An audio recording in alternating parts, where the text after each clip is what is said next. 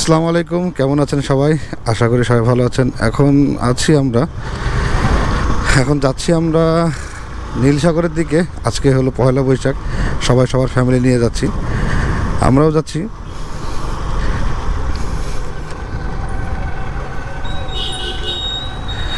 এই দিক দিয়ে যাই, ওদিক দিয়ে গেলে ভিড় হবে।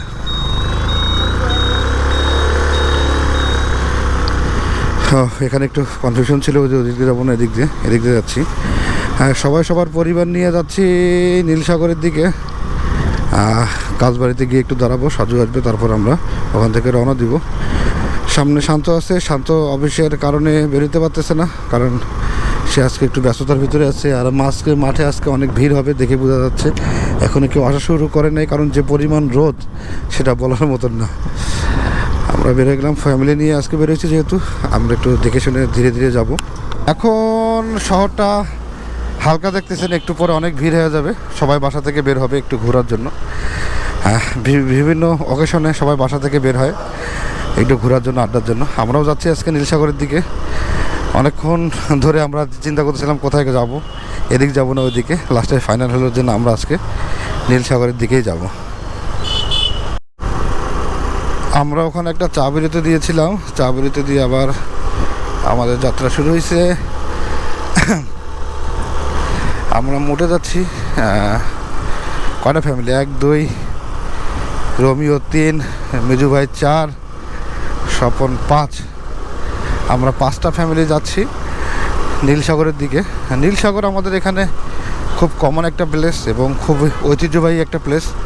অনেক ইতিহাস আছে নীলসাগর নিয়ে, সেটা নিয়ে কোনো এক ভিডিওতে কথা হবে আপনাদের সাথে।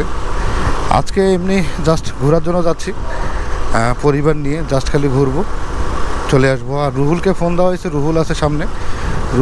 রুহুলের সাথে গিয়ে রুহুল সহ আড্ডা দিয়ে তারপরে আমরা ব্যাক করব। এখন আছি হাজীগঞ্জ বাজারে। হাজীগঞ্জ বাজার ক্রস করতেছি, সামনে একটা বিশাল ট্রাক আর প্রচুর ধুলা উড়াই আসতেছে। একটু সাইড হয়ে যাই। আমি এটা সাবধানতার জন্য বলতেছি। অনেক ভাইরা দেখতেছি বাইক চালাচ্ছে, যেভাবে স্পিডে চালাচ্ছে আর যেভাবে যাচ্ছে, ভাই রে ভাই, এক একজন পাগল হয়ে গেছে। কারো গার্লফ্রেন্ড নিয়ে ভাই উড়াচ্ছে ভাই। যাই হোক ভাই, তাদের আপনাদের উদ্দেশ্যে বলি, আপনারা একটু প্লিজ সেফলি বাইক চালান, আর একটা সার্টিফাইড হেলমেট পরে বাইক চালান ভাই।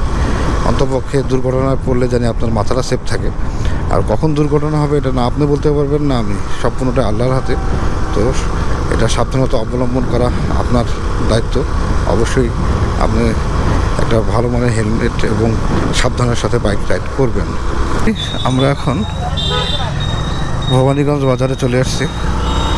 আর আমাদের নীলফামারী শহর থেকে নীলসাগরের যে দূরত্ব 12 কিলোমিটার, এবং রাস্তাটা হলো অসাম একটা রাস্তা। আপনারা অবশ্যই আসেন, আমাদের এখানে যোগাযোগ ব্যবস্থা অনেক ভালো এবং রাস্তা অনেক ভালো। আপনারা চাই ঘুরে যেতে পারেন আমাদের নীলসাগর। কেউ বলে নীলসাগর, আবার আরেকটা নাম আছে বিন্নার দিঘি। অনেক ইতিহাস আছে লুকিয়ে। এসে ঘুরে যান, আমাদের ইতিহাসটা জেনে যান।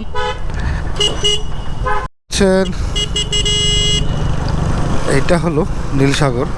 এদিক দিয়ে ঢোকা যাইতো এক সময়, এখন এদিক দিয়ে লাগানো আছে। আমাদেরকে এই দিক দিয়ে ঘুরে যেতে হবে। আর এই রাস্তাটাও এখন অনেক ভালো করতেছে। এই যে রাস্তাটা কনস্ট্রাকশনের কাজ চলতেছে।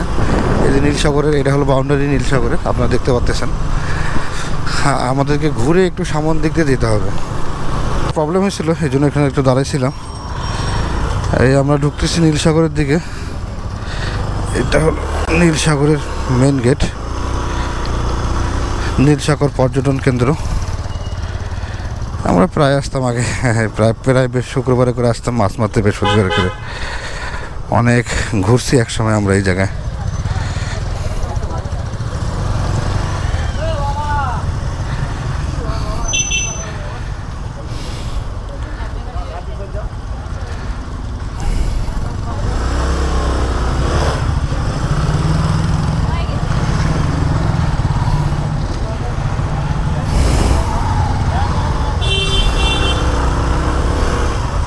এই তো ঢুকে গেল। রাখবি কেন সাজু? সাজু রাখবি কেন? ঘুরবো না, ঘুরবি না?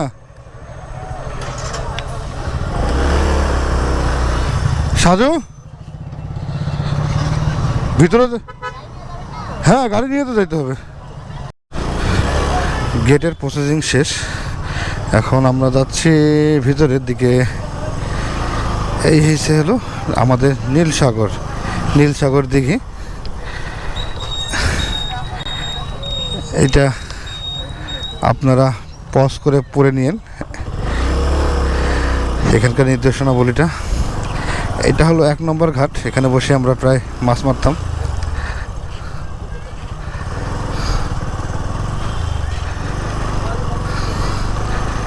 আর এটা হলো এই যে রেস্ট হাউসের ঘাট এটা। এখানে কখনো মাছ মারা হয়নি, মাছ মারবেন ইনশাল্লাহ একদিন।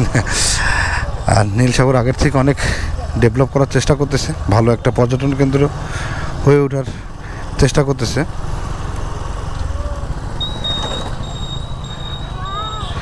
এই ভিতরের দিকে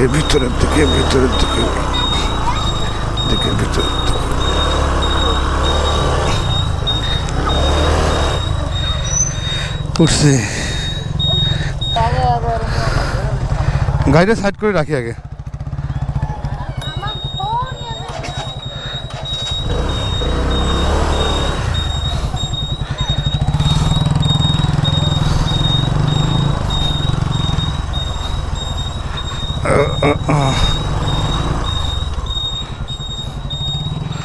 এখানে বাইকটা সাইড করে রাখি, দেন যাই। এখন বাচ্চা কাচ্চারা খেললো, এখন যাচ্ছি অপোজিট সাইডে, ওইখানে গিয়ে আমরা ছবি টবি তুলবো। মাছ পাইছে দেখলাম।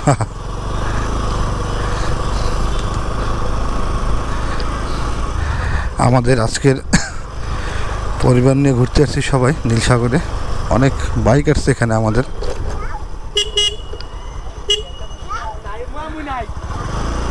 মানে ব্যাগ কি তোমার হাতে?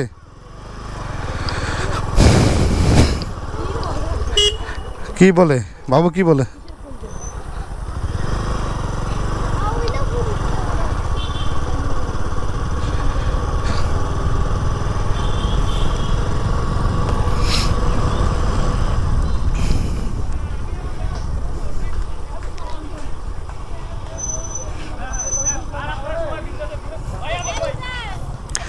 দ্বীপ নাকি দ্বীপ?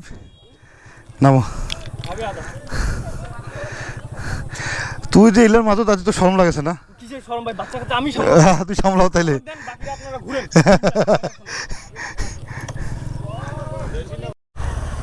এখানে আমরা অনেকক্ষণ আড্ডা দিলাম, এখন যাচ্ছি আমরা শালবাগানের দিকে। আজকে এখানে আমরা যথেষ্ট একটা সময় কাটাইলাম, খুব ভালো একটা সময় কাটালাম সবাই, সবার পরিবার নিয়ে। আসলে কিছু সময় পরিবারের জন্য বের করা উচিত। আমরা একবারে অপোজিটে চলে আসছি নীলসাগরের। এখানেও প্রচুর ফুল আছে, এখানে অনেক ফুল আছে।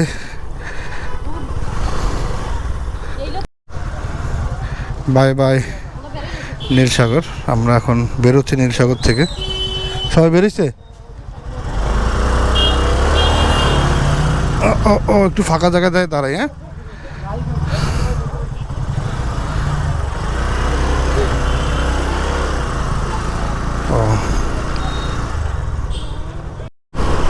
এখন আছি আমরা জয়গঞ্জ রোডে। এখান থেকে জয়গঞ্জ যেতে আমাদের হয়তো বা 2-3 মিনিট সময় লাগবে। আমরা খুব সুন্দর একটা সময় কাটাইলাম নীলসাগরে, অনেকক্ষণ আড্ডা দিছি আমরা। এখন যাচ্ছি আমরা জয়গঞ্জের শিমুল বাগান বলতে আমার বারবার বলতে ভুল হয়। শাল বাগানে গিয়ে আমরা কিছুক্ষণ দাঁড়াই আবার ব্যাক করবো বাসার উদ্দেশ্যে।